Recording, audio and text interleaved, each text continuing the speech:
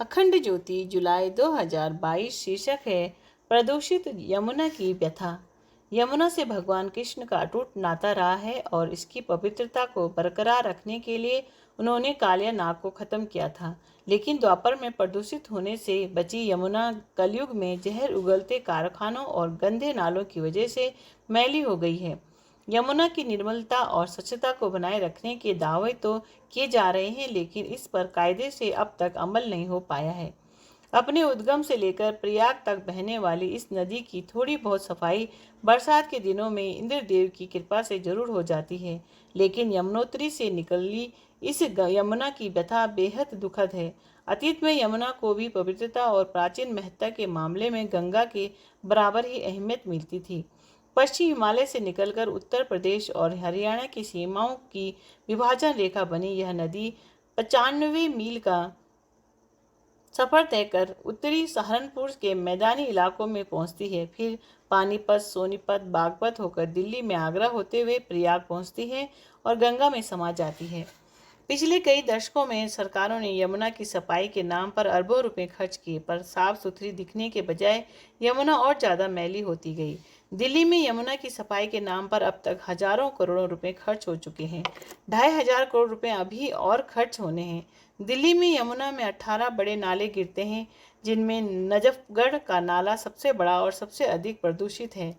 इस नाले में शहरी इलाकों के 38 और ग्रामीण इलाकों के 3 नाले गिरते हैं। यह नाला वजीराबाद पुल के बाद सीधे यमुना में गिरता है। वजीराबाद आईटीओ और ओखला में 3 बांध हैं। इसका उद्देश्य यमुना के पानी को रोककर दिल्ली की पेयजल की जरूरत को पूरा करना है।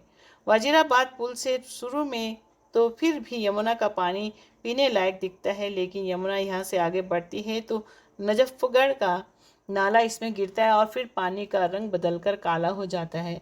कश्मीरी गेट बस अड्डे पर बने पुल से गुजरने पर एक तरफ नाले जैसी दिखती यमुना की धारा के बीच झोंपड़ी डालकर साग सब्जी उगाने वाले किसान दिखाई देते हैं, तो दूसरी तरफ दर्जनों की संख्या में धोबी घाट, इससे बदतर हालत लोहे वाले पुल से दिखाई देते हैं।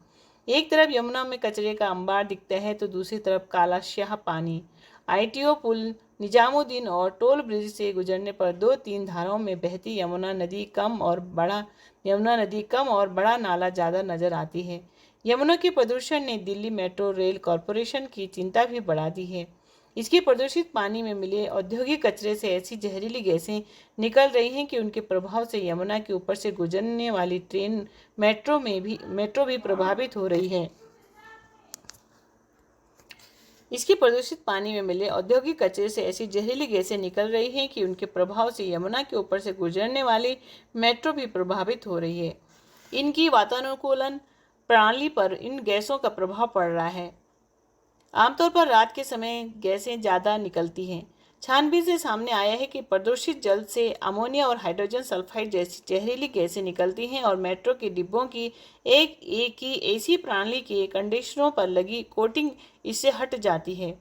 नतीजन एसी की गैस रिस जाती है। इस वजह से मेट्रो के कंडीशनर बार बार बदलने पड़ रहे हैं। इस शिकायत का संज्ञान लेते हुए केंद्रीय प्रदूषण नियंत्रण बोर्ड ने यमुना के ऊपर की हवा को विश्लेषण कराने का फैसला किया। वैज्ञानिकों का कहना है कि ये जहरीली गैसें अगर मेट्रो के एसी को प्रभावित कर रही हैं तो आसपास के इलाकों में रह रहे लोगों को भी बीमार बना रही होंगी। कालिंदी कुंज के पास यमुना में गिरने वाला गंदा नाला तो कचरे के लबालब तालाब जैसा नजर आता है। इसी में तपती गर्मी से राहत पाने के लिए मवेशी तैरते दिखते हैं, जिसे देखकर रसखान की याद आ जाती है। रसखान आज होते तो अपनी लिखीन पंक्तियों पर पछताते, जो खग हों तो बसेरा करो, मिली कलिंदी कूल कदम की डारन। दिल्ली में यमुना का पाट 1.5 से 3 किलोमीटर तक चौड़ा है। दिल्ली में इसका कुल दायरा 97 वर्ग किलोमीटर है, जिसमें से करीब 17 वर्ग किलोमीटर पानी में है, जबकि 80 वर्ग किलोमीटर सूखा पाट। करीब 50 किलोमीटर लंबी यमुना में वजीराबाद बैराज तक पानी साफ दिखता है, लेकिन 25 किलोमीटर दूर जैतपुर गांव में यह खासा प्रदूषित हो जाता है। यह भी एक तथ्य है कि यमुना के किनारे बसे शहरों में सबसे ज़्यादा प्रदूषित इसे दिल्ली ही करती है। इसमें गिरने वाली कुल गंदगी में से 80% दिल्ली की होती है। प्रदूषित कचरे की वजह से ही इसके पानी में ऑक्सीजन की मात्रा लगभग खत्म हो गई है। वजीराबाद से ओखला बांध तक सबसे ज़्यादा प्रदूषण है। दिल्ली सरकार के ओखला में कूड़े से खाद बनाने के कारखाने से निकलने वाली जहरीली गैस से आसपास के लोगों का जीना दूभर हो गया है। ऐसा ही संयंत्र दशकों पहले वजीराबाद पुल के पास बना था। यह संयंत्र पानी के संशोधन के साथ कूड़े से बिजली बनाने के लिए लगाया गया था, लेकिन करोड़ों रुपए खर्च करने के बाद पता चला कि यहाँ का कचरा इस लायक है ही नहीं कि उसका ट्रीटमेंट कर उससे बिजली बनाई जा सके। यही हाल उन नालों पर लगे जल ट्रीटमेंट संयंत्रों का है जिनका 3/4 गंदा पानी सीधे यमुना में मिलता है। सच्चाई यह है कि दिल्ली जल बोर्ड के 17 सीवेज ट्रीटमेंट प्लांट हैं जिनकी जल शोधन क्षमता करीब 355 MGD है, जबकि होनी चाहिए 512 MGD प्रतिदिन। जाहिर है कि शेष गंदा पानी नालों के जरिए यमुना में ट्रीटमेंट के बिना ही बहाया जा रहा है।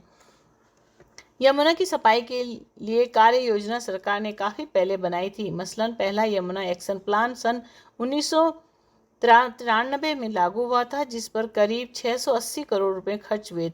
फिर 2004 में दूसरा प्लान बना। इसकी लागत 624 करोड़ रुपए तय की गई। अगर यमुना के प्रदूषण की बात करें तो इसे गंदा करने में दिल्ली सबसे आगे है। बेशक कसर हरियाणा और उत्तर प्रदेश भी कुछ नहीं छोड़ रहे हैं। उत्तर प्रदेश में भी मथुरा और आगरा जैसे शहरों के गंदे नाले सीधे यमुना में गिरते हैं। उन्हें रोकने के लिए अब तक गंभीर कोशिश नहीं हुई है। हकीकत तो यह है कि आज की यमुना अपने उद्गम से लेकर संगम तक कहीं भी गंदगी से मुक्त नहीं है। हालांकि दिल्ली, हरियाणा और उत्तर प्रदेश के 21 शहरों में अब तक यमुना की सफाई पर 276 योजनाएं क्रियान्वित की जा चुकी हैं, जिनके माध्यम से 75,325 लाख लीटर सीवर उत्तर प्रवाह के शोधन की क्षमता सृजित किए जाने का सरकारी दावा है। परंतु यह मात्र एक दावा है। एक तरफ यमुना को बचाने के नाम पर सरकारी योजनाएं बन रही हैं, तो दूसरी तरफ कुछ गैर सरकारी संस्थाएं भी मैली यमुना में सीधे न सही पर रस्म अदायगी के जरिए तो डुबकी लगा ही रही है। ऐसे आधे अधूरे प्रयासों से न यमुना की दशा सुधरने वाली है और न इस प्राकृतिक धरोहर को बर्बाद होने से रोका जा सकता है।